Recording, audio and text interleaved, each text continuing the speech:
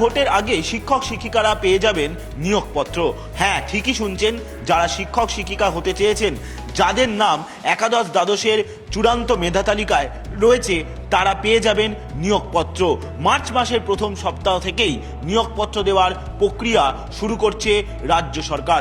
School service commission সূত্রে আমরা জানতে পাচ্ছি যে ফেব্রুয়ারি মাসে অর্থাৎ চলতি মাসের শেষেই কাউন্সিলিং এর বিজ্ঞপ্তি জারি করছে স্কুল সার্ভিস কমিশন।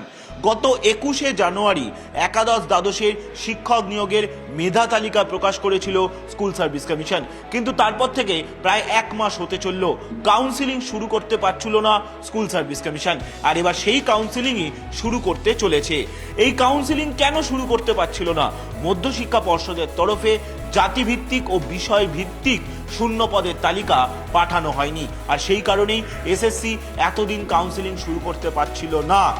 12,000-এরও বেশি যে শূন্য পদ রয়েছে, যে শূন্য পদের জন্য ইতিমধ্যেই চূড়ান্ত মেধা তালিকা ওয়েটিং লিস্ট মিলিয়ে 18,000 নামের তালিকা এসএসসি প্রকাশ করেছে। এবার সেই তালিকা প্রকাশ করার পর কাউন্সিলিং শুরু হবে। এই কাউন্সিলিং শুরু করার জন্য আগামী সপ্তাহে এসএসসি নোটিফিকেশন করে দিচ্ছে, এবং তারপর থেকেই কোথায় কাউন্সিলিং হবে, কবে কাউন্সিলিং হবে, যে পরীক্ষার্থীকে কাউন্সিলিং এর জন্য আসতে বলা হবে তিনি কখন আসবেন, বিস্তারিত তথ্য এসএসসি ওয়েবসাইটে প্রকাশ করে জানিয়ে দেবে।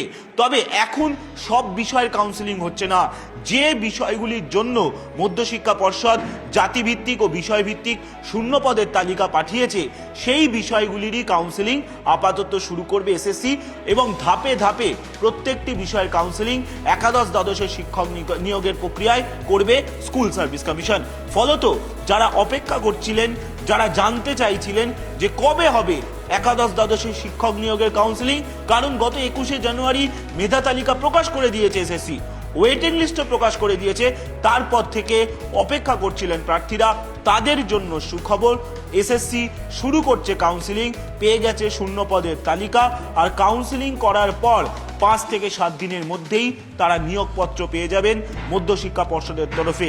ফলত যারা যোগ্য চাকরিহারারা রয়েছেন, এই একাদশ দ্বাদশের শিক্ষক নিয়োগের মেধা তালিকায় প্রায় 8,300 জন যোগ্য চাকরিহারারাও রয়েছেন, তারাও পাবেন এই নিয়োগপত্র। ক্যামেরায় সৌমেন দাসের সঙ্গে সোমরাজ বন্দ্যোপাধ্যায়, নিউজ 18 বাংলা, কলকাতা।